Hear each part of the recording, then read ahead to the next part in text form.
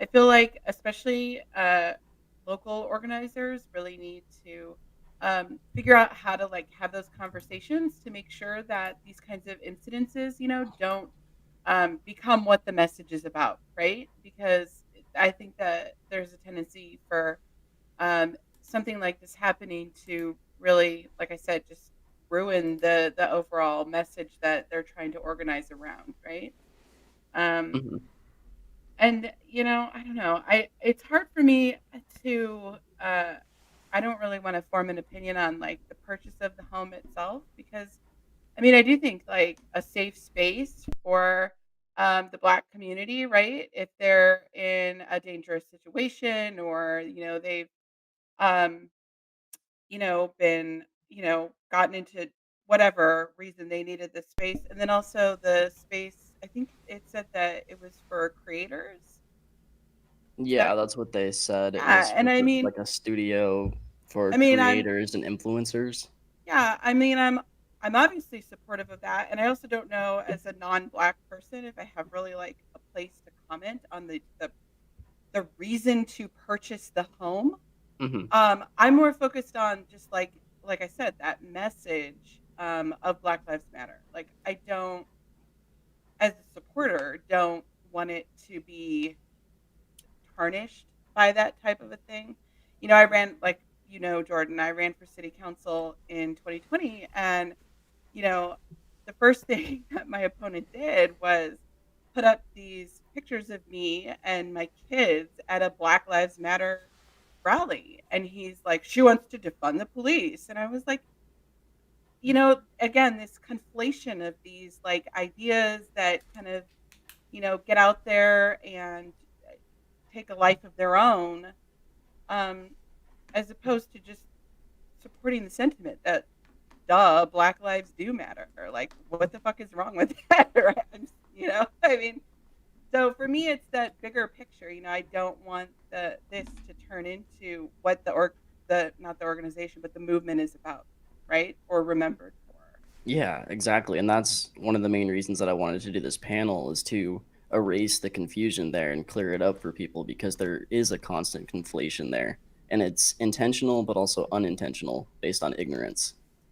But Uh, I also think if I could just add, one yeah. more thing is I think that like it does raise a really important issue for me with like organizations that especially social justice organizations that there has to be like we have to have more accountability and I love that the Democratic Party is going to be a part of this conversation because like people want more transparency in their groups, right? And they want Mhm. more accountability and they don't want to feel like, they're donating money and then they are going to go buy a $6 million mansion, right? And so I feel like there does need to be more, I don't know, transparency about that too.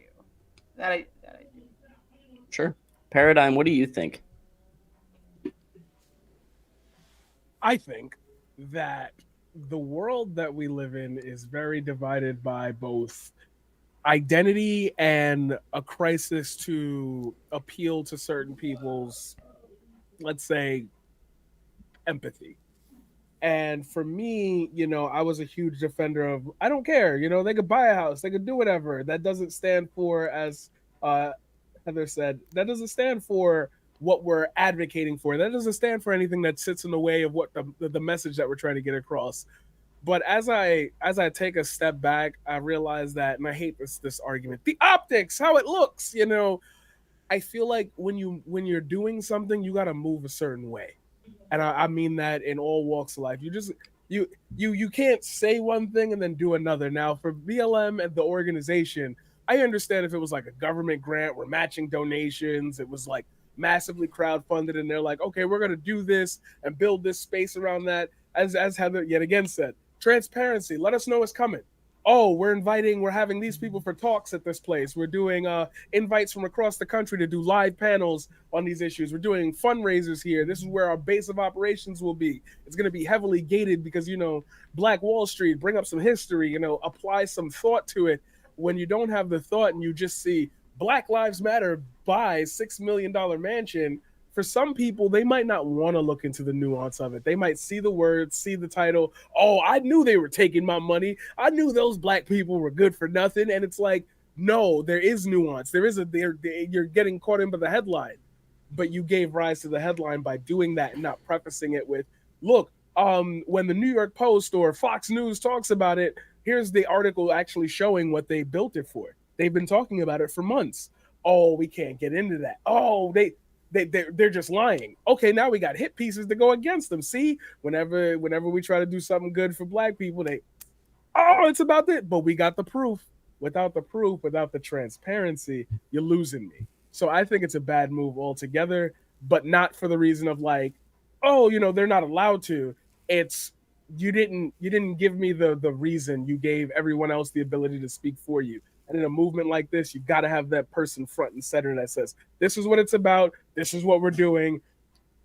Fuck all that other noise. And that's my take on it. Aaliyah, what do you think? So I think that personally, my opinion on the matter is like not something that is really important. Just because I think as someone who isn't black, I really like as a white passing person do not get the, ability to be able to talk about things like this. Certainly not the ability to critique an organization and how they decided to spend their money supporting black creators. I think that everybody would spend the money differently. So it's not really fair to be like, well, personally, if I had $6 million, I wouldn't buy a house. It's like, well, if you want $6 million to spend it on something other than buying a house, you can fundraise $6 million. This organization put in the time and the resources to be able to get that $6 million. That way they could buy a house for black creators, regardless of whether or not I support that. And I think that I think that the house itself, was in poor taste in the sense that, like, of course, there's better things you could do with that money, but there's better things that all of us could do with that money. I could not buy a toaster and donate that money to a humanitarian organization, right? But we're not pressing individual people for not giving up those things. And $6 million, of course, is a lot of money to be putting into one thing that is only going to be supporting a few people, when instead it could be supporting, hundreds or thousands of people. But I also think that when you make the decision to donate to an organization, you give up the ability to say what you're donating that money for. Same when you're donating to candidates. When you donate money to candidates running for office, they get to use that money however they want once you give it to them. They're not obligated to use it for a certain thing. If they end up losing and they have leftover funds and they want to run for a different position, even if you didn't donate to them for running for that different position, they still get to use your money in that particular way. And I think that that's exactly how every organization functions. When you donate something, you give up the right to say what they're going to use that money for, And so I think that we're spending a lot of time critiquing this organization when in reality, we could be critiquing ourselves using that exact same logic. And I think that the right has been making this a lot more propaganda-y and using it to critique Black Lives Matter than I think it deserves credit for. So those are my thoughts. Sure. Well said. Desmond, what do you think?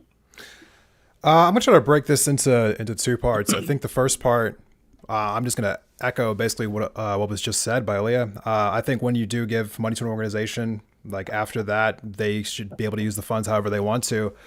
But I'm going to rather just focus on something else, which has been bothering me since 2020. So not to jump ahead too far in the questions here.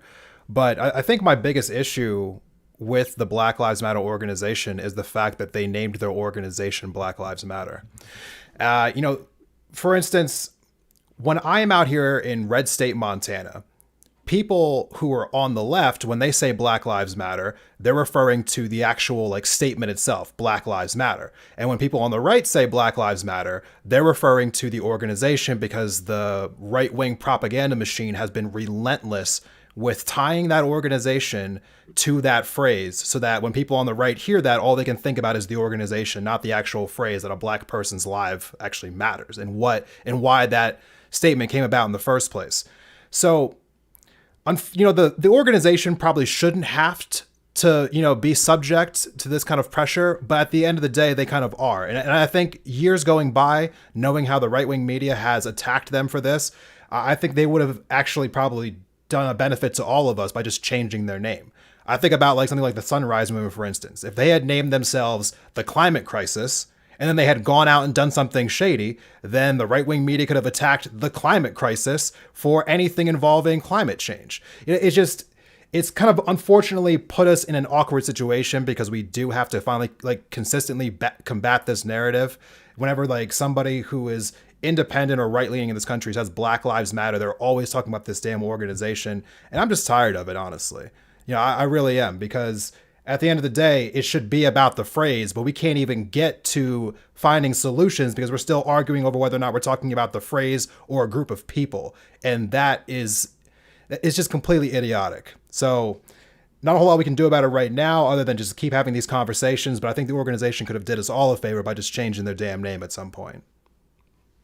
All right. I agree. Is there any statements that anybody would like to respond to? Any disagreements or anything? No, I didn't have any disagreements with anyone. I think everyone made some pretty solid points here. You know, I think, you know, for me, this really comes down to combating propaganda. The right-wing media has been in lockstep trying to turn this into, you know, basically the same thing they do with everything. They take a phrase and then they conflate what the phrase means and then they pound it to death. And so that by the time the normal person gets around to it, they don't know what the original meaning of it was. They do this with everything. They do this with socialism, with defund the police, anything involving climate change. It's a tried and true method.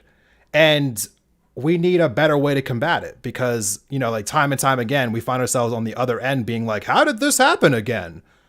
See, and that's my issue. Okay, and that's why like I don't have a disagreement with anybody.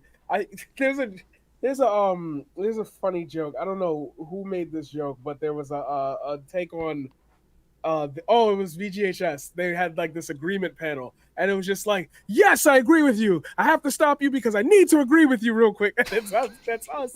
But what I want to add to that, it makes me stutter to say there is an obvious solution to this. I hate that a lot of the problems that Black Lives Matter, these movements have, are just obvious problems. Like there is no, because, sorry, so to relate why I'm even thinking about this, we had mentioned branding and the idea of being able to propagate nonsense or negativity towards a movement, towards a group of people, anything by just attaching names to names. That's how brand names work. You hear, oh, Gucci got into a lawsuit over sexual assault claims, and that's like 5 people. But it's narrow. It could be the brand, it could be those people, but there's a lock to it. You find out that it's some random dude who was wearing a Gucci belt. Oh, I didn't know that. Oh, I don't care. The thought process has to start at one point and follow its way all the way down to the bottom. And I feel like Black Lives Matter shouldn't have to justify these things, because anybody who looks 5 seconds past their face should be able to say, oh, that's the answer. Of course that wasn't. They just right, but they don't do that. So not only do we need to find a new way to combat the propaganda, but I feel like there should be some people who are in power who just say, that's a lie. You're lying. Like, I'm tired of debating you. I'm tired of sitting. Let me ask you a question, Senator. Do you believe that Black Lives Matter? Of course I do. I believe all lives matter. That's not what I asked. Do you believe that Black Lives Matter? Yes or no? Yes. Okay, then. Can you tell me if the actions of a few who have a representation or a brand called Black Lives Matter have anything to do with the grievances of Black people in this country, marginalized people in this country? They ain't just Black people. Can you see that they have a gripe that you would consider legitimate if you detach them from the name?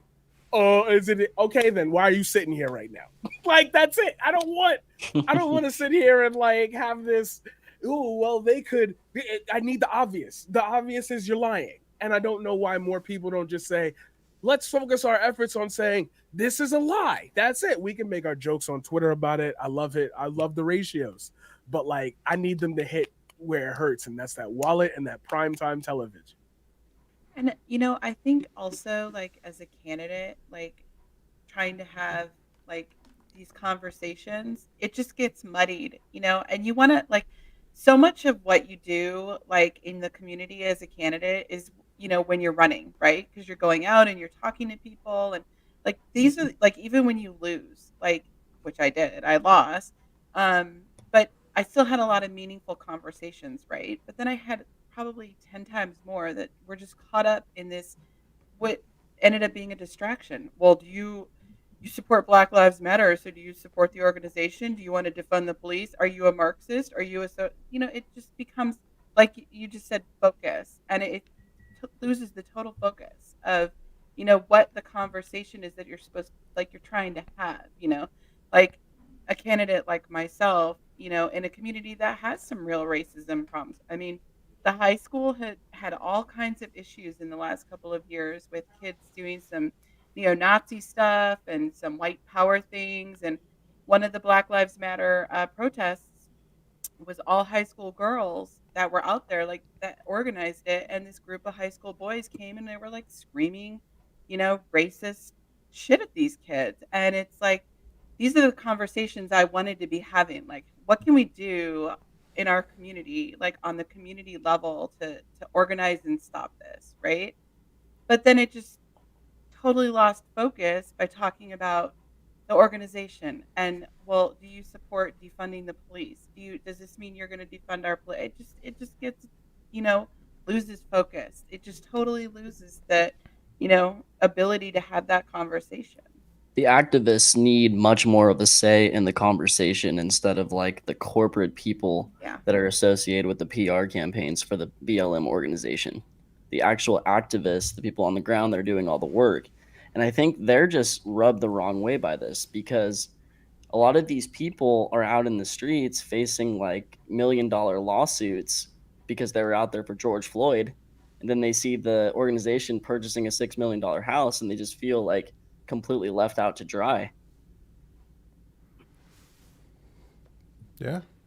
So I wanted to ask you guys, I'll start with Heather again. Have your views towards BLM, the organization I'm talking about as a whole, have they evolved or changed at all since 2020? So, not really. And that's just being honest about myself. I never really paid much attention to what was going on in the organization. Like I said, I was always more concerned about like that message and that community conversation about what we could do, um, you know, as support for the Black community. Which I mean, Jordan and I live in a county that has a very, very small Black population. In the city that I ran, only 1.6% of the city identified as African American, and so Aaliyah's um, from Simi as well. She's oh, just on the okay. East Coast right now. Yeah, and I just moved to Simi and from where I ran for office. And, you know, I mean, I wanted to start having conversations about actually why people are not more comfortable moving into our community, you know, why we don't have a more diverse community here. Um, but so I want to say no, not really. My opinions have not changed just because I've always been more focused on that message. And for me, that message hasn't changed. Of course, Black Lives Matter. What kind of a person would say they don't? I mean, really, it's just, I've met a lot of them. I know, I'm sure you have. And Yeah. I mean, I actually met a lot of them when I was running also. It was um, eye-opening for me. Will But somebody please think of the white people? yeah, I don't know. But, Think of the billionaires. but Unfortunately, that it no. really has been what I've heard.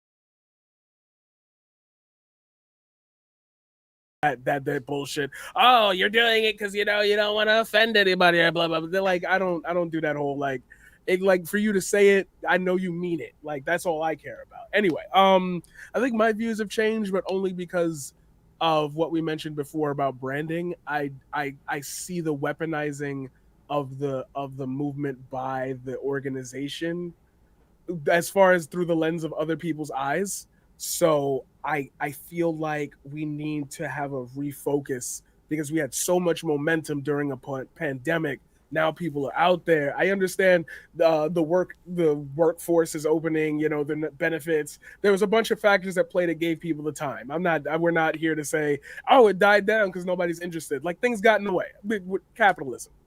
But I feel like we need a refocus where now the big, you know, we had Kim Kardashian speaking out and Chloe was doing a Pepsi commercial. That's the joke. I feel like we need a recentering and a refocusing on who's speaking out for the movement, who's making these moves. Because now anybody can say, of course I believe Black Lives Matter. Yay, I'm so glad that I got the words painted on Randall's Island Road. Like, that's great.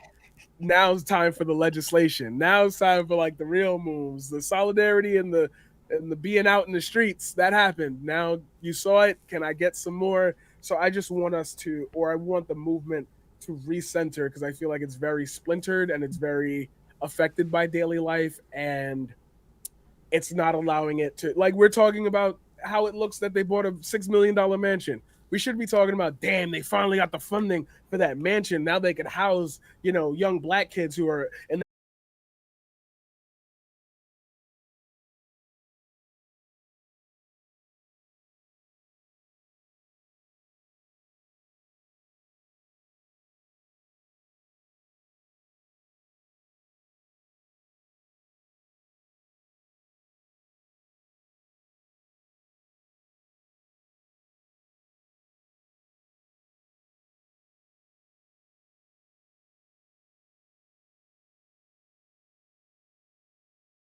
Do anything past that, right? And they're like, well, I donated, you know, what else is there for me to do? When it's like, well, there's so many things you could do, you know, like you could support, you know, candidates who do want to, like, defund the police. Like, that is, like, something you could do. You could, you know, talk to your local legislators, whatever. But a lot of people kind of get stuck in thinking that they can only help by donating or only help financially. And then I think because of that, they get stuck inside this, like, little, I was going to say paradigm. They get stuck in this, like, little in this little group of only donating and thinking that's their only method of action. And then, like, what happens is then they get upset when those donations don't go to something that they wanted it to go to. So I don't really have any opinions on you know, how they've changed or whether or not I agree with that. It's not my place. I just think that if people, you know, particularly like white people, did more of their research, they would be able to donate to, like, their local chapter, right? Instead of trying to donate to this one large organization and then get upset when it doesn't do what you want it to do as a white person. Really well said. Yeah, Really Desmond, well what's your said. take? You know, I think I'm in the same place that Heather was. I was not paying attention to this organization the entire time that they were really operating. Not because, no, just truth, because I didn't care. I mean, like, really, I really didn't care, because for me, it was never about any organization that tied their name to it. And I didn't really spend any time thinking about them until I saw the attacks against them and the trying to tie them to the phrase itself. That's when I started paying attention to them. But for me, initially, it was just about the phrase, just about, like, the idea. It was about people, like, creating awareness. Because, you know, I think what's crazy for me, and this might be going a little bit further than we wanted to go in this conversation, living in an almost completely white population out here in Montana, it is a very different cultural experience for me. And one of the things that has blown my mind time and time again over the years is that some people out here have a very different definition of racism than I would anticipate someone would. It's almost as if they believe that if they're not saying the N-word or they're not, like, lynching a Black person, then they're not being racist. And so it's almost like that's like the bar. And so anything else that happens besides that, it's like, that's just not racism. And so when this finally came about, this Black Lives Matter movement, it was like, yes, maybe we can finally have, like, a national conversation about how the fuck everyone has been messing this up for many years now. Like, you know, racism didn't just end when you stopped putting people in trees. I'm sorry. So there's a lot of, I was hoping that would kind of, like, turn into what the conversation was, but it wasn't. unfortunately. But I guess to get back to your question, I've really never given this organization too much of my time, and it's been a shame to me that so much of the conversation in this country has turned into about them when it should never have been in the first place. Yeah, it should just be about the work of the activists. Mhm. Yeah, totally agree. As you brought up something that I just want to embellish on a little bit, the voice of the activists, the voice of the people on the streets, like it's always, and I know I just advocated for, okay, now let's refocus and like, where are those big people, where are they speaking? But it's like that was where the platform should have gone when we were starting to talk about trans rights. That's where the platform should have gone. These platforms keep getting sucked up from underneath the people who are trying to make the change, and gets put in the hands of people with capital. And we all know what capital does when you gotta, I'll throw you Rainbow 100 grand. capitalism. LGBTQ. You know, I'll throw you 100 grand, but don't say the word gay on television. If you could just do, you got any gay people, just make sure they don't get seen, put them in the background. Like it's that though, and it sucks. And Racism's it sucks. over. We took a knee with the cops. Well, and Like, I think that's a lot, and it's funny that you said that, because weren't we just talking in our text group the other day about when Garcetti went out in the middle of that big Black Lives Matter Yeah. protest thing, and he took a knee with Fucking Eric them, Garcetti. and it's and I think to your point, Paradigm, is what I was thinking, and maybe this will segue into your next question is, organizations like the Democratic Party have co-opted some of these, messages or whatever, and then they turn it into, like you said, like capital. It becomes their if they co-opt it and it becomes their message. Suddenly, it's Eric Garcetti's, campaign is all about kneeling, with the Black community, or you've got Biden. Symbolism's easy. calling Change George. is hard. Structural Yeah. change is hard. They don't want to do that. But printing a T-shirt, Yeah, but you have Biden calling George Floyd's family from his campaign rally or whatever, God. and it's they I think that the larger establishment has co-ops this, and it just, again, it stops those conversations because it becomes all about the organizations, or the bigger organizations. there's also just a flat out lack of self-awareness, right? Like on Joe Biden's part, for example, he calls George Floyd's family, but he doesn't acknowledge, hey, I was a big reason for the crime bill. Yeah. I've hurt the Black community a lot. It's more just hey, I got your back. The Democratic Party supports you. It's not about hey, I've been responsible for a lot of racist shit that's structurally impacted the Black community in a very negative way. There's no conversation about that. Can I add to that? I mean, there and never this- will be. Right. Ooh, don't do it. Don't do it. You're gonna come here. No, You're no, gonna do go it. ahead, go ahead, go You're ahead. gonna do it. You're gonna do it. Nah, But I'll wait, that, I'll though, wait, I'll wait. like that's what I wanted. That's why I wanted to run for office. That's why I kind of throw around sometimes, I'd love to run for president. Not because I got the master plan, but because I'd be a person in that position who would go down to a town and say, this shit is fucked up. I'm sitting here in the hotel for 5 days, get the Secret Service, get this shit. I'm talking to your council people. We're fixing this before I leave. And whatever else is going on in the country, I'm not worried about that right now. To fix that He was best friends with Strom Thurmond? Yeah, exactly. Do something. I would. Oh man, you brought it up too. When Joe Biden didn't acknowledge his past, do that. I made a bad move. That's an L. You can trust me now. I've changed. I've evolved from that. You didn't I'm even gonna have to forgive student loan. I'm gonna greatly help out the Black community. the Do something systems like in that. the, But no. the systems in place, the Republicans, and these two Democrats, everybody, here's a list of everybody who's on board with exactly what I promised. Here's everybody who's not on board with that. Not even blame them, because the buck stops with me. Vote them out. You wanted it. These are the people stopping it. No, I'm not sitting here I don't want to reach across both sides of the aisle. I promised you something. There are people who are stopping it. I'm still here. I tweet about it every day. I'm trying to get it passed, but they They keep side-eyeing me in the hallway. I don't like it. I'm going to keep tweeting that until they stop side-eyeing me. And then, hey, common sense. Oh, that's what's happening. It's not bureaucracy. He's not failing on his promises, or even if he is, but we're seeing the mechanisms in place. You know, a lot of people, you hear them talk about, and I think we brought this up, and this is where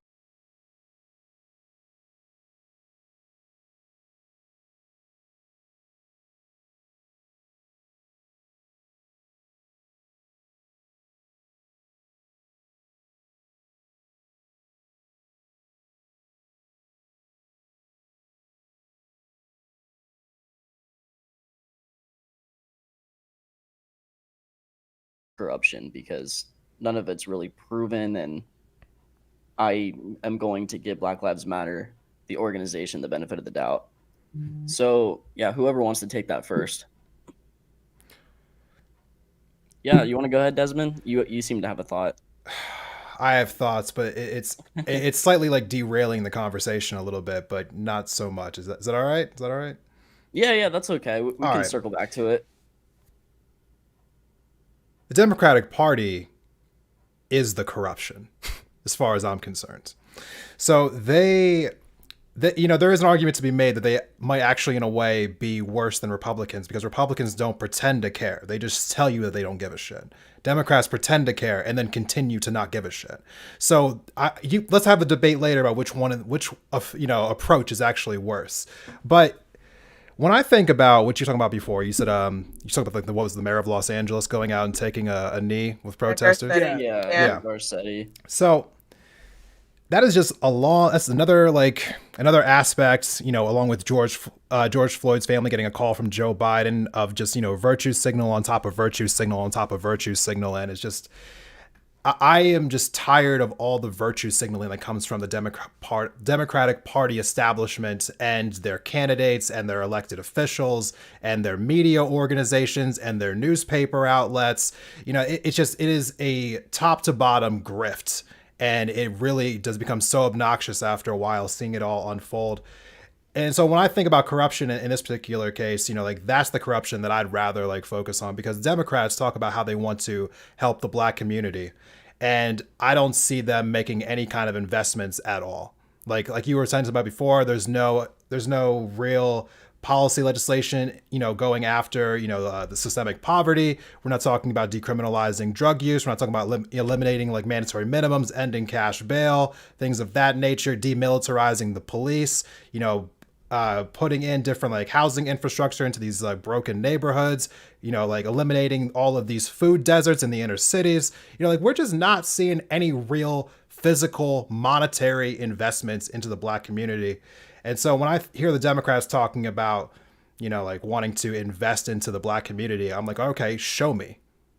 Mm-hmm. Show it to me. That's not even a derail. That's perfect. That's my take. Yeah, no. That's perfectly on point.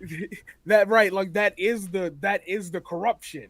Is that even when you try to spin it in a positive direction, the party takes the platform that you're using and uses that to say we support it, and then you don't even okay, we're I'm not saying you got to. This is going a little too far into people's pockets, but let's throw some consistent donations in there. Let's get some, I don't know, state by state legislation. Let's do a Congress. I forgot the political term for it. But anyway, they're allowed to use a portion of their salaries and the current purse that they have to donate to organizations and connect them with the government. Let's get some government resources. Let's get some people from Black Lives Matter on a discussion about EPA. Let's get them one on the board. Let's get some connections. You don't even have to cap that you believe in it. We're just putting these people on we might not listen to them. When it's time for the Joint Chief environmental meetings, when it's time for legislation on law, let's get a couple people from the organization that we trust into those conversations, so at least they know, wow, they at least are now bringing us to the table. Because that was the whole point, right? We want to talk at the table, or we want to own the table. This takes no money. You don't have to campaign on this. They your guys. But we don't even get that. So I don't give a shit about whether or not the organization buy the $6 million house. Why Democrats don't say, all right, we're speaking out against this. hey, that there's a difference, there's a point, and we're gonna show that by saying, in that mansion, we're gonna fund social programs, and maybe they could even start a school in that mansion. None of that. Yeah, It's I want to say one sorry. more thing before we kick it to somebody else. I think we're talking about buying a $6 million mansion. Like, you could make an argument that that is corrupt, and I'll listen to that argument. I'm saying that I agree with that, but I'll listen to it. But the real corruption is how many hundreds, if not thousands, of Democrats across this country took how many millions of dollars of campaign donations over the 2020 cycle, promising change, and did literally nothing. Yeah. Let's talk about that grift. Yeah. Woo! So and Also probably took money from like the military industrial Military. complex and other corporations that are directly negatively impacting the lives of black and brown people right now. well, I was just gonna say, in 2020, while Garcetti was out there, kneeling, with the protesters or whatever and promising change, Los Angeles was giving 50% of their COVID relief money to the cops. Okay, These promising people to don't need more money. I don't. yeah, and I mean that money was for stuff like improving the ventilation in poor communities, black and brown communities in LA County, and they instead gave it to the police, you know, uh, and so like for me with the Democratic Party, it's become about like making all these promises, right, but then doing the exact opposite in some cases, right, and they just nobody's putting their money where their mouth is anymore. They've made so many promises, and they just have not made good on any of them. Is as I see it, except for infrastructure, but I don't know anything about that. So I just I don't know. I also think that the Democratic Party, they serve as like an example, right, for smaller organizations. And I'm not saying Black Lives Matter Global Fund is a small organization, but um, a lot of times when you get really big, you look to that, the big they look to the Democratic Party as what can we do? Like what can we do, right? Um, Hmm. and a lot of times, what I see is you have activists that are doing the work on the ground, and then you have the big organization, right? Yeah. And the two are doing completely different things. I mean, Mhm. again, like I don't feel comfortable commenting on the purchase of a $6 million home, but one is buying a $6 million home while others are out having conversations in the community. And that's the same thing the Democratic Party does. You've got Nancy Pelosi and Biden and all of them having their, $1,000 or Gavin Newsom having his $1,000 a plate dinner, and then you have people out precinct walking in the community, like having conversations about what people need, like food banks and um, things like that, right? Um, and I just don't see the Democrats doing anything good for anyone anymore at this point, except for the ones on the ground, right? But are they Democrats anymore? Like myself, I used to be a Democratic activist, but I don't see myself being one anymore, right? Um, because they're so corrupt. They do not fulfill their promises, and they use people. So, and I feel like they have used the black. I feel like in 2020 they used COVID and they used the black community to get elected. And now what have they done for either? Right? I got two things for you. One, they've been using the black community long before 2020 to Yeah. kind of get what they want. And two, don't let that infrastructure bill, like fool you. I mean, the only reason it got passed is because there was so much money going to corporations in the building process. That's why that got done. It's because their donors told them to get it done. So that's not Yeah. a win for anyone. There's not even enough money in that plan to actually address all of the infrastructure issues that they said they were setting out to do in the first place. It is just Yeah. literally another grift on top of all the ones we always see. On top of increasing the military budget at the same time when we talking about like where's the money going to come from? See, and that's what I'm saying. It's like, I'm not trying to be funny, but that's why I fuck with the younger generation right now. Like, I feel like they the shit posters that just get it. Like, eventually, like, and I don't mean it to be doomeristic, but eventually, like, these people will die off, and we're gonna be left with like the TikTokers, and they're gonna be like high speed rail. Fuck yeah! Like, why are we not doing that? Yeah. Yeah, and it's just for me. There's so many times that you and that goes back to what I was saying earlier, and that's why I was really fucking with Desmond when you said, "Oh, I'm gonna derail the conversation." Like, nah, that was perfect. The answer becomes obvious, even if you can't get it done. Just be real with me. I feel like people forgot how to do that. I'm telling you, black people are killed at a rate by police officers way more than anybody else because they just have more interactions. The reason they have more interactions is because the police are placed in those areas that black people are, I don't even want to say herded into, because that, like, but herded into because that's the way they want to. And then, of course, crime goes up. There are more people getting arrested for quote unquote crime. Like, there's more to it than that. Can you think about what would happen if all of your neighborhood lost all its money and all of a sudden a big force in blue just came through and was like, hey, we're the people who tell you what to do around here. If we ask you to move, you better move. Like, Yeah. empathy. Just build me some empathy here. And the Democratic Party fails at that. They got the ads. I make some of the ads. I'm going to be honest with you. I've filmed a couple of ads for politicians, so odds are I probably helped somebody at some point. But like, you get the nice cinematics and the sunset and the kid hugging and the I want a better America, a future for all of us. You get in there and you just stay silent for 6 weeks and you're like, I'm trying, guys. Nah, tell us what's up. That's why I kind of, I have my feelings on AOC in both directions. But like, yo, go live.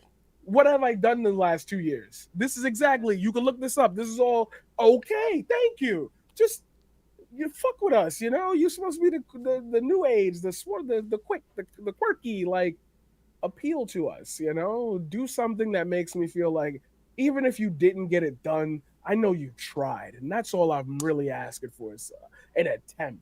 Nobody in the Democratic Party right now even attempts. They get in the squabbles. I understand that there's a real play of racism going on. Like, there's real stuff. We're not minimizing anybody's actual direct harm, but like, as a whole, you're not pushing it for me. You're not doing it. Your whole thing is fucked. We need to get them all out. Like, sorry. Yeah, Well, we need to I make think it so the Democrats have to actually listen to the real left. Yeah. I would love to hop in. Yes. Okay, I wanted so to bring you in anyways. Thank you. yes, thank you. So I'm pretty sure that he actually brought me in here for the sole purpose of talking about, well, not the sole purpose, but like the biggest reason is the Democratic Party, because I do a lot of work within our local Democratic chapters. I'm in like all of the clubs and everything like that. I serve on executive positions for multiple of them. And so I think I also really liked your comment about like it being my age, like my generation of like the Gen Zers who are like really taking this up upon ourselves. I think that I have seen a lot of, I feel like that's true and it's also not true. So I go to like the number one most political college in the country out in DC. Like that's where I'm at right now. But I can tell you that my professors, my classmates, they're still imperialists, right? Like they're still classist. They still have all of these issues. And it's like, sure, they might be educated and sure, they might be, in their opinion, social justice warriors, but they still have so much privilege that they literally cannot separate themselves from their own privilege. Like, no matter how much you talk to them, they cannot remove themselves from that privilege.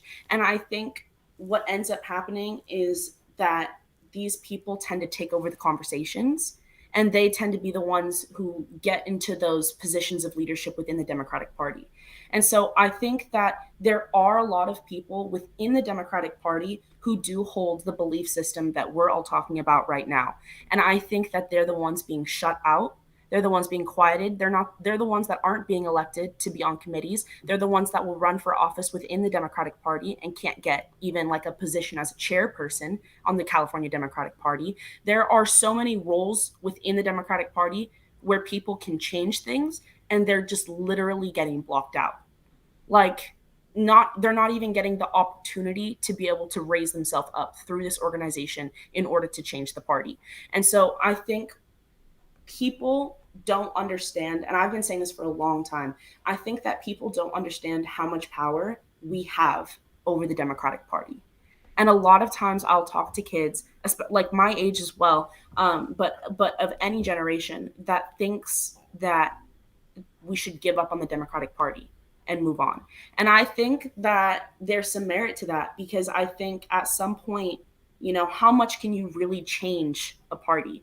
And I think that because we only have a two-party system, people are forced into being separated into one of these two organizations, even if they don't fully agree with one, because they're not given an opportunity or the option to choose a third party, because that party doesn't have any power. But the reason that party doesn't have power is because we're not giving it the power. We could, if we all wanted to, of course, through legislation and everything else, we could push to create, a multi-party system. We technically have one, but it's not strong, to, push for more parties. But if people realized how much power they have simply in numbers, we could change the Democratic Party. But we could also, if people wanted to, move out of the Democratic Party. The Democratic Party could split into two parties. A ton of people could join the Green Party or just be independents. Right. And I think that I think that we're being forced to make decisions because of the lack of opportunities. And I think that we can start to build those opportunities for ourselves. And the way we can do that is by empowering each other all the time, by not like focusing on the positive. Like, I don't mean that, but I mean like by encouraging other people and lifting everyone up. If we could lift everyone up to realize that they themselves hold so much power, I think that we could see not just the Democratic Party change, but I think we could see a lot of change take place in the U.S. That's real Those are shit. my 2 cents. I love That's that. That's real a lot of shit. positivity. You're fucking preaching. That's real shit. Sorry, not like I do poetry, so that was bars. Like, I fuck with that energy. Like, I'm not even trying to say like, oh, you should like run for office, but like that's what I want to hear. That's what I want to hear. Like, You should write speeches for someone who runs for office. Like, exactly. Like, I have. That is what I do. There you go. Because it's just there's so much truth in what you're saying, that there's just this innate fear that you're going to get yourself involved in something that's too big for you to handle, and it's going to explode your brain. And it's like, no, there are little tiny bits and pieces that we can all do that won't even take more than 15 minutes out of our day. We just got to get comfortable with knowing that we're not going to see it unless we all do it. It's the same thing as recycling. You recycle, and you're just one day you're just like, damn, I'm watching people throw bottles on the floor. How much am I helping? That's because everybody hasn't joined in yet. And when everybody joins in, all of a sudden they're going to say, wow, my streets are cleaner. Did I have something to do with that? Yeah, we all did. See where it's going? And I feel like that's what the people kind of need. Just that one nice victory to say, yo, we all did this. And that's where we could have had it with the legalization of marijuana or the decriminalization of marijuana at the federal level. Still waiting on the Senate, right? Yeah, still waiting on the Senate. That's not going to fucking happen. No, not with Joe Manchin there. He'll collect some money to be the no vote. Even John Boehner is now in the cannabis industry. Yeah, that's not surprising. That's not surprising. The one thing I want to say about all this is, not trying to endorse, Andrew Yang at the moment, but I loved his idea about what he wants to do with the Forward Party, in the sense that he wants to kind of go state by state and implement open primaries and changing the voting system to so that everyone has whether approval voting, star voting, ranked choice voting. I think if we saw that be implemented across the country, we could actually see third parties finally enter into the conversation for the first time. We could actually see someone challenging the Democratic Party, the Republican Party, because right now we don't see it because people think there's no viability. People are like, well, they can't win. They can't win. And you're right. In this current environment, you can't win. So you have to change the structure in order to even allow a third party to be in play. But thankfully, I think I would also come back to something that you said earlier, Leah. You said, how much, can you change a party? I think on the national level, very little. But I think on the local level, a lot. A lot. And I think that's where people need to put their focus at. I think a lot of national change can start from the local level. I just think what we're just talking about was just marijuana.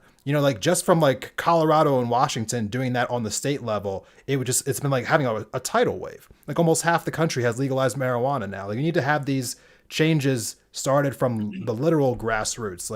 I've been trying to get involved with my city's politics recently. And there are changes starting to happen here. And it is a good thing. It's not great. We haven't done everything that needs to be done, but things are slowly changing. And that's where people need to put their energy at. Because if you put your energy into the federal government, you're going to give up after like 2 months, right? Hmm. I think that's where political doomerism comes from. Yeah. Yeah, focusing Yeah, too much on the federal stuff. I 100%, a million percent agree with that. And I think one of my friends that I know said something that really scared me, especially because of how many people agreed with him. But something he said is, I don't. I don't want to try and do all of these things that I was like suggesting, all these activist things. He said because three people run the world. He said three people run the world. There's no point. I can't do anything. I have no power. There's nothing I can do. And that really like upset me, I think, on a really, really personal level.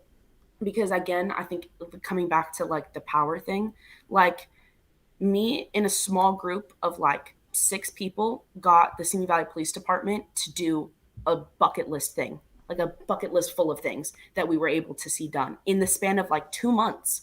We were able to see them do all of these things, right, to support our community. And it was like that didn't have anything to do with the Democratic Party. Like the majority of the people there were registered Democrats, and some of them ran on behalf of the Democratic Party. But that wasn't something the Democratic Party was doing. So it's like you don't even need to be a part of the Democratic Party to try to get these things done. And I think that people are psyching themselves out by saying, I can't do anything. And it's like that philosophy to everything in your life is not how you should be approaching things, right? Like if you want to go to school, you shouldn't say, well, I can't go to school. It's too difficult. Like you got to push yourself to do that. And I think Well, it's just that if you laziness, really, right? no, I don't think so at all. I definitely don't think so. I think that it is so emotionally taxing to be doing all of this social justice work that it's incredibly difficult for people to stay in it. Burnout is the biggest problem that you will see with activists. You will start to join a program and you will see time and time again people push against you, say no to your ideas, say yes to your ideas, and then don't implement them. People change your ideas, and then because of that, it's like constant rejection. When you're getting constantly rejected, it's difficult to try and maintain that positivity that encourages you to keep going. And so I feel like if we were constantly encouraging people, they would realize that it's not that it's easy to make change, but that they can make that change, and that they shouldn't feel that they can't make change because 3 men run the world. I guess when I say that, I'm not talking about people who are already deeply involved in the political process. I'm talking about people who want to be, but just use that as an excuse not to be. I definitely see that coming more from like the privileged. I would say it's less about laziness and more about the privilege of an action. Because when when those policies are directly affecting you, like when you're a person of color and you're experiencing all of these things, it's more difficult to say, well, I'm just going to ignore it because 3 men run the world, compared to when you're a white man. Even if you're a queer white man, it's a lot easier to tune yourself out, to turn off the TV. Like a lot of times I was in Democratic meetings, and the amount of old white women who are like, yeah, I just turn my TV off these days because it's just so hard to keep watching. It's like, because you have the privilege to do that, because those policies aren't affecting you. Like, that's the issue, is that like people who have to do all of these things because they don't have the privilege to ignore it are the ones that are getting burnt out. And then the people who are privileged are making it worse by not helping or encouraging them. And then all of that labor is going on to people of color, queer people, and any other activist. So I agree that it's laziness, but I think that laziness is due to the privilege. And I think you make some really great points there.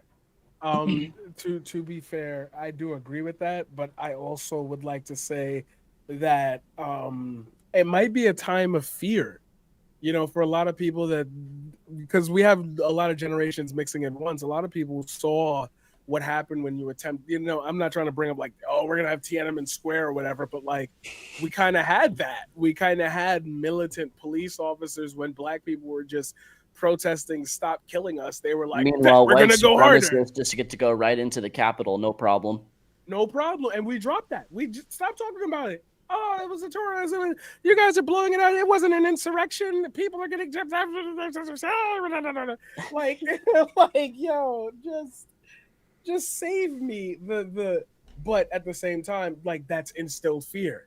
Oh my God, we can organize and really affect political. We could put in a police chief that knows what systemic abuse is like and is unraveling qualified immunity. That what are they going to do to them?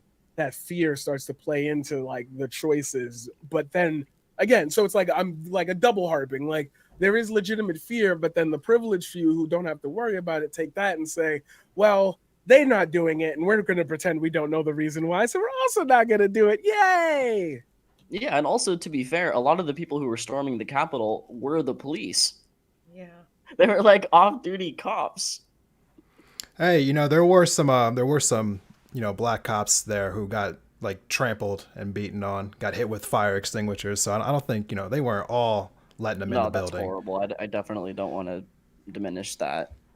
Yeah, but like you're making a good point in as far as was seeing like how militarized the police is, and that might keep some people from wanting to be involved in activism. I know that what was it? I think something that had a conversation with Aston Mack about recently, talking about how he's had a hard time getting people to do anything organizational wise. Since it's kind of like we're not like locked down anymore, so it feels as though it was just convenient for some people for a while. So I also wonder if it is the privilege thing, but I do also believe that there is a lot of burnout for some people. I think it just is a person-to-person thing. There's burnout, there's privilege, there is some people who are afraid. I think it just kind of depends on who you're talking to, but I'm sure that in a crowd you could probably find a representative from each one of those camps. Yeah, I guess my last question for you guys is, do you think that stories like this overall harm the left and help embolden those that are more skeptical of the goals of Black Lives Matter? Why or why not? Absolute harm for all the reasons that we stated before. And to even add one more, you're confusing people. I think that, and this is why I say, it'd be so easy to be a Republican, because you know what to say, you know what to do. And I'm not even trying to be funny in giving them credit or gratitude, but like as a party, you're doing the right thing by being evil, and you're all evil. Like there is no debate on where they stand on issues. And that's, you want to shit on, obviously they're wrong views. We're not, but again, like, but they all the same. They all have a script. They know what they don't react. They stay the same. They everybody's on that same page. That's strength. That's unity. That's why these groups, that's why they're able to pass anti-gay legislation and not have somebody absolutely railing or shitting on them for it, because they know nobody's bothering us about this. That's what the party wants. That's all we got to do is just give them what. But now, what about the Democrats? That how can they do it all together as one group, and they're evil? Yes, it was. They get to. He left. I don't know. Yeah, because I know you were recording it. Sorry. They get to group together. They get to do their own legislation. They get to pass whatever they want. They get to tax cuts. They get to do this. How come we don't do that? We want the nice stuff. Do you not want high-speed rail? I'm gonna keep bringing that up till I get it. Do you not want high-speed rail? Like, why can't you just group together and do that? Oh, so yeah, local, because at least then you'll say, I know my buddy in there. I know my mans is in there. I know what I used to say on the street when I was talking with him and we were smoking on the corner, saying, damn, I got big dreams. I know he's thinking about that. So he's saying, hey, instead of us putting $6-7 billion into our police budget, how about we lower that to $4 billion and give $3 billion to community centers? Because there's a lot of dope talent and they could use a spot to record at to get good vocals, and they can't afford it. So how about we just give it to them? Oh, and that with the community. Oh, there's a new wave of music coming. There's a new industry. People are pouring money into, the growth of the. And that's the biggest issue, right? The secrecy, the lack of just being straight up about it. The stated intentions are great, but just like the fact that they acted shady about it. I don't know. Just it brings up some questions. Um, anybody else want to respond to that? I, I you kind of know, sorry. oh, no, go ahead. Go ahead, Aaliyah, and then Heather, you Okay. can respond after her. Okay. So, what I was gonna say is that I think the the harm that this causes is like I know that we've kind of been putting a little bit of blame on the organization itself, which I think is valid just because of how much money it was and how little of it went to, or how much of it went to so few people.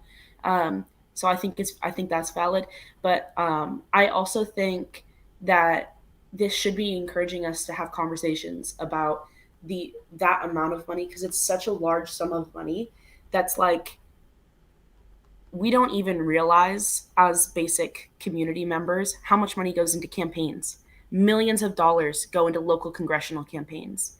And that is money that could be going directly into the people, right? And Hmm. so I feel like this is casting the Black Lives Matter movement and even the left in in a bad light, but I think that is because we spend so much money on ridiculous things. Like I think that we don't prioritize the left in general. I don't think we prioritize our money correctly entirely as an organization. There is no reason that my local Democratic chapter can donate $750 to this candidate, this candidate, this candidate, this candidate over and over and over again. Imagine if we literally donated those to homeless shelters Yeah. or food shelters or Yeah, and queer then the right has no organizations. fucking argument. They have nothing to say. They put all of that money into the military because Yep. that's where they prioritize their money, right? Hmm. But they know where their priorities are. We say that we know where our priorities are and then we don't financially fund those priorities. Lie to Or people. yeah, exactly. It's and it's like it's more than just lying, it's convincing the people that this is where the money should be going. And it's like, Hmm. why? Gaslighting. What makes you think that we should be prioritizing this candidate who will be in office for 2 years compared to this child in a homeless shelter who has been in a homeless shelter for 6 years?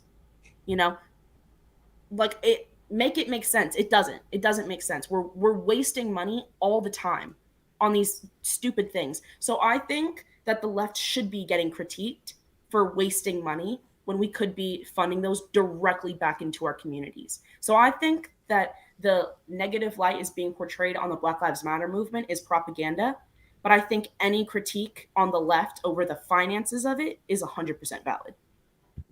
Well said. And you know, I think that election reform would about campaign financing would go a long way to change that because if you take away the ability for people to spend, you know, millions and millions of dollars on these like two big congressional districts, now you've got people that have money that they want to donate, right? I mean, because a lot of people that donate to campaigns, they're just looking for something to throw their money at. I met a lot of them on my own campaign. They didn't throw their money at me, but they were looking for somebody to throw their money at. And if you take away their ability to give so much, right? Like if you have clean campaigns, the Democratic Party used to be so behind clean campaigns, and I, you know, left Democratic politics for about 10 years and I come back and nobody's talking about it anymore. I'm like, what the fuck? Like, Exactly. because I mean, if you take away their ability to spend all that money on campaigns, well, now you've got people that are ready to donate to. Now you could start having those conversations about, oh, well, we've got this community organization. You can have candidates out there saying, you know, I can only take X amount from you. I can only spend X amount, but here are all the organizations that I think you could fund with your Hmm. extra money. Um, Absolutely. I also wanted to say on the issue of the money, as we're sitting here and we're talking about a $6 million home, like I think that a lot of people don't understand, like in Southern California, a $6 million home is not actually that big. Like you could Hmm. spend a Yeah, that's a good point. 1.2, you could spend $1.2 million on a 4 bedroom home. Hmm. And I feel like if they were more, again, like transparent, right, about what they were going to do, or they had more of like their model, like their plan, right? It's going to be a safe house. We're going to have bedrooms where like victims of domestic violence can stay, or we're going to have like a studio so creators can go in and use like the studio. We're going to put in acoustics, whatever. Yeah, no issues with that whatsoever. Matter of Yeah, fact, we all support that. None of us yeah. disagree with any of that. I think everybody would be like, "Oh yeah, for a $6 million home." Well, actually, why don't we up it to 10? Because in Southern California, a $6 million home is actually not that big anymore. You know, I mean, there are $1 million homes in my neighborhood, and they're small. So, uh, I feel like again, like back to that transparency, right? If they were talking more about it, I feel like more people would understand. And again, like a lot of people don't realize how expensive housing is in California, right? Um, Yeah, that's facts. there's something else I wanted to say, but I forgot. So, I think in Ventura County right now, the average cost of a one-bedroom apartment is north of 2,500. yeah, it's ridiculous. It is. And so, like, I mean, whatever, you know, for $6 million, you can create a really good space for people that need that space for whatever it is, you know. You can't necessarily do that with only 1 million or 500,000 or whatever Mm-hmm. amount people would want to put into it, you know. Yeah, I agree. Oh, should I go Anyway, ahead? yeah, go Oh, ahead, sorry. Desmond. I didn't want to interrupt. Yeah, I think there's a couple different things I want to say here. One of which is I don't think that people's minds have caught up to housing inflation. So when you hear the figure $6 million, I think that we still have this image in our mind of what a $6 million house looks like. However, that has dramatically shifted just in the last like 2 years. I mean, even like looking at my town where I live at in Montana, houses that were going for $225,000 4 years ago are currently going for $550,000. It has gotten insane. Like, I mean, just in the last year, the average housing price here went up like $100,000 in 1 year. And with that being said, when it comes to whether or not this story is going to impact the left, duh. I mean, yeah, of course it is, because the right wing, propaganda machine is relentless, and they're not going to miss an opportunity to bash them whenever they get the chance. And they've already attached this organization to the Democratic Party over years of propaganda. So why would they miss an opportunity to further, like pile on? They're not going to miss an opportunity. No, of course not. Unfortunately, it shouldn't. It shouldn't be this way. I mean, and also I want to circle back to whether or not like this was a legitimate thing in the first place. I don't know. I don't know these people. I don't know what their intentions are. I have no clue what they're doing with these donations. I don't know if they actually, have righteous, virtuous, things they want to do with that $6 million or however many $1 million they have access to. I don't know. Exactly. But we shouldn't.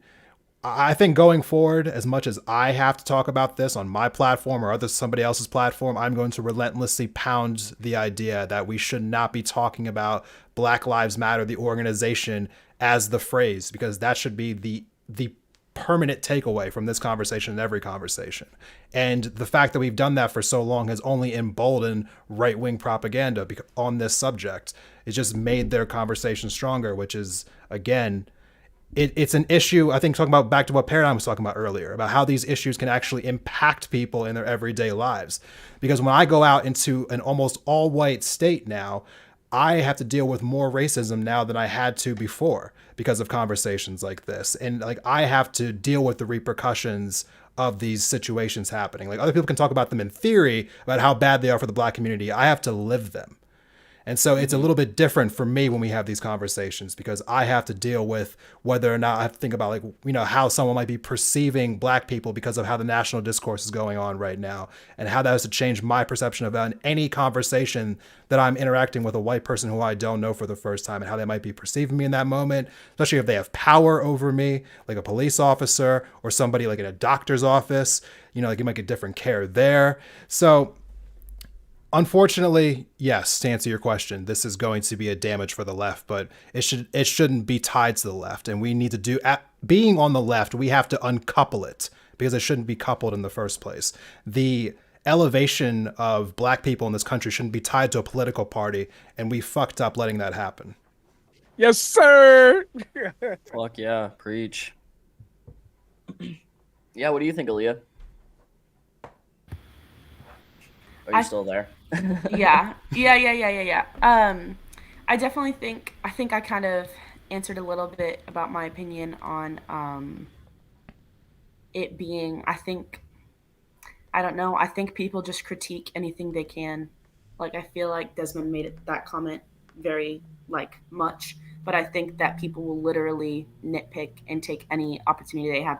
And again, I also don't know what they're using it for. Like I personally think they are using it for a space for creators. That makes a lot of sense. Like if there's going to be a place you're going to choose to have creators in a house, it would be in SoCal, and SoCal houses are expensive. So I could very easily see how something like that could turn into a $6 million purchase. Again, not my place to say whether or not I think that was an appropriate purchase, but I think that the effect it's going to have on the left is because of the propaganda and the racist propaganda on the right.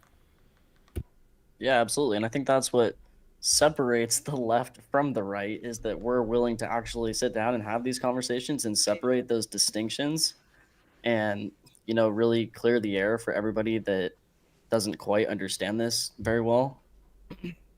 And I think one of the problems that the Democratic Party, especially, as a part of the left, And that's an if you issue can too, call is the if you can constant call effort to yeah, conflate the Democratic Party with the left. with the left.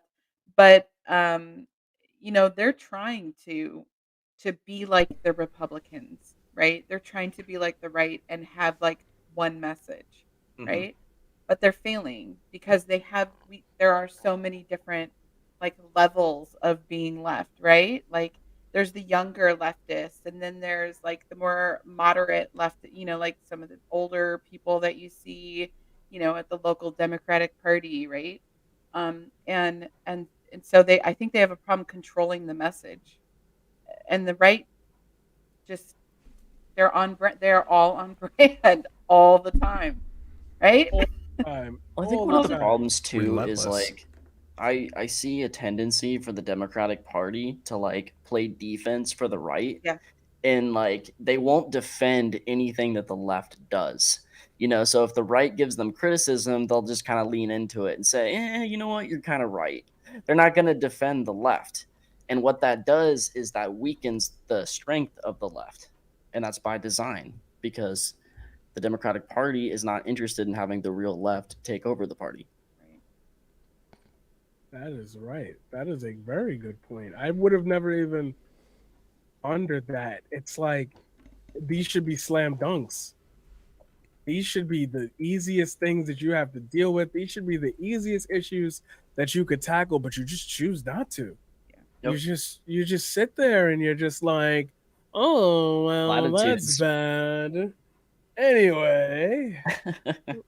I mean, do you expect them to actually like compromise their revenue stream? I mean, when we ask ourselves why the Democrats don't do things, I mean, the answer to all of those questions is money. All right, but Yeah, then they it's literally like, have to stop getting elected. Like there has to stop being rewards for their behavior.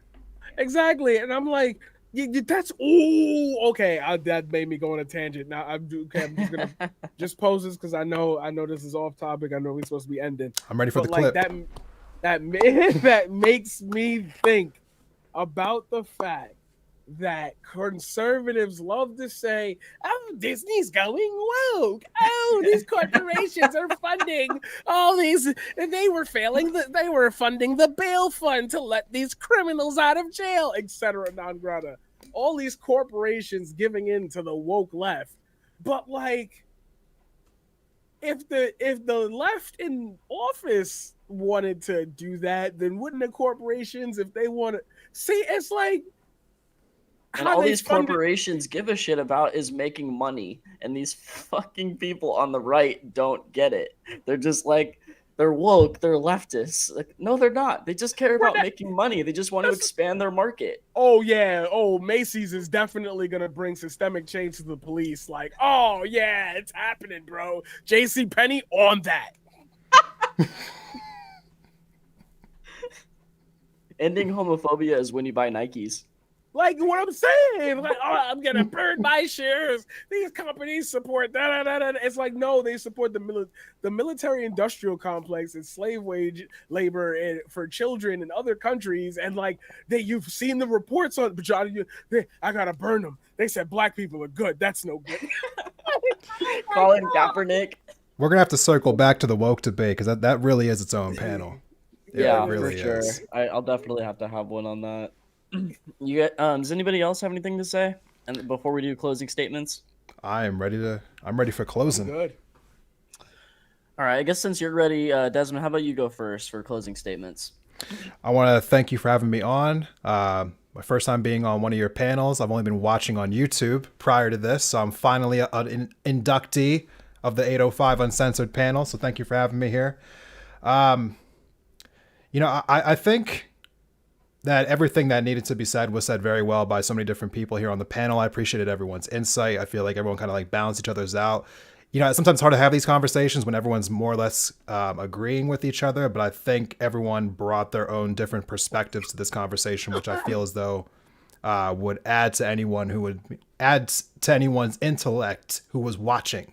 So, which is the hope I think of having these conversations, is just to like hopefully like inform some people who might be confused or to clarify some things that are a little confusing. But yeah, Black Lives Matter, the organization, is not the same as the phrase.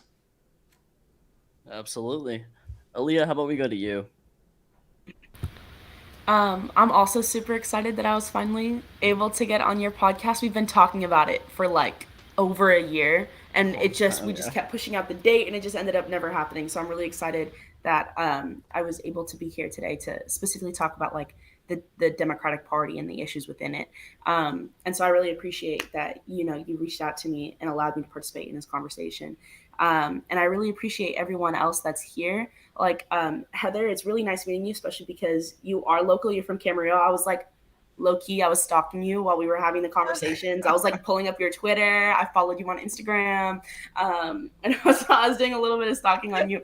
But so that's really exciting to meet another person, who's holding the same beliefs and value systems. It's always nice to like meet a fellow friend in the county.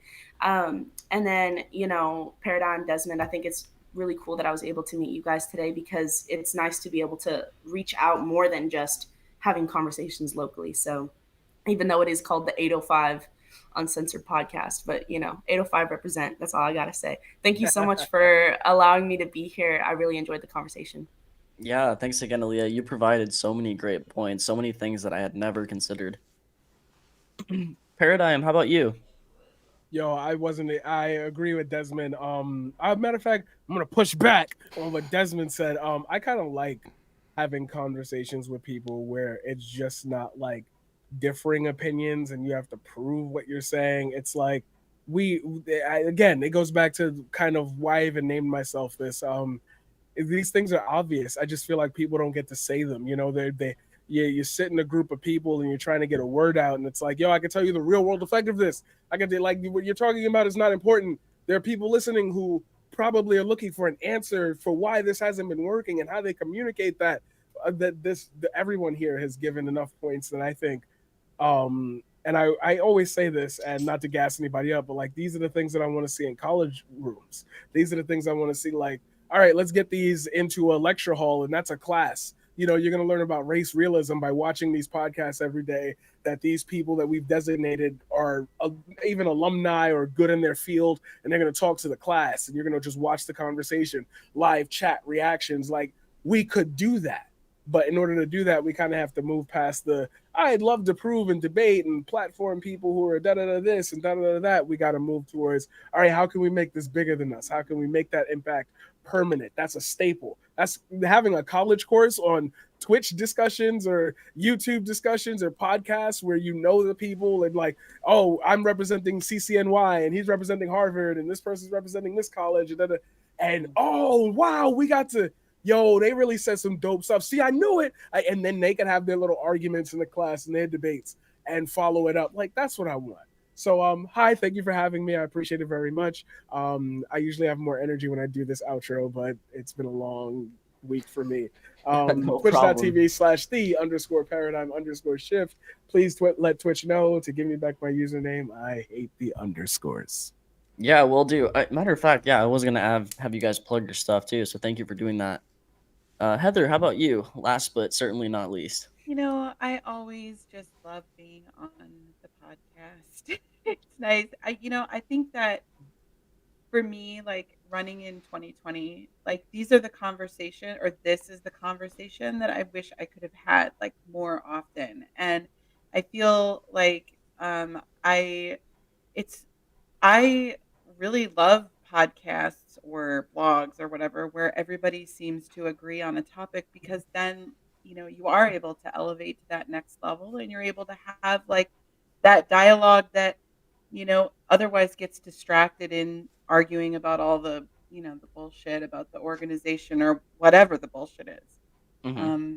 So I enjoyed the conversation. I appreciate being invited on and being a part of it. 'Cause this Yeah, is an you are important always issue. welcome here. Thank you again. And then you can hit up my blog at schmidttalks.com. Perfect. Thank you. Desmond, do you want to plug your podcast? Oh yeah, sorry, I wasn't even thinking about it. Yeah, so my podcast is called Independent Thoughts. You can find it on Apple, Spotify. I'm now doing stuff on YouTube, Twitch, and I'm streaming on Facebook when the stream doesn't drop like it did today. So, gonna get that figured out in the future. But thank you for having me on. Check me out on Instagram because I don't like Twitter. So, Twitter's so negative, but we've talked about it. yeah, I don't like Twitter. All right, I'll be sure to add that to the description. Thank you again. Aaliyah, do you have anything that you want to plug? I'm not sure. Yeah, I have two things. Okay. So the first one is I have my own podcast that also talks about local issues. That's how, 805 Uncensored Podcast and I got together, as we had a little, meeting. But so that would be cool if you guys could check it out. It's called Radio See Me. You can follow us on Instagram. We haven't released any episodes soon for mental health reasons, but if you want to know why, you could just listen to one of my upcoming episodes. But for the second thing, this one's really exciting that I actually haven't talked about publicly. This will be the first time. But I started a company back in 2020 that it's very exciting. I can't talk too much about it for legal reasons, but it's a very exciting company. I started back in 2020, and the idea of it is to make it so that we can start promoting local protests as much as we're promoting these large-scale protests. That way people in small towns like Simi Valley still have access to know when protests are coming up compared to living in like Los Angeles, for example. So we need volunteers to help build the company up before we can do a whole lot of anything else. So if anyone is willing to volunteer, we are a certified company. So, we can offer you some legitimacy in terms of volunteering. But we would love to have some volunteers, and you can also hit us up on Instagram at peacefully, but it's spelled with an I instead of a Y, .inc. Just followed the Perfect. podcast. Thanks. Thank you. Thank you.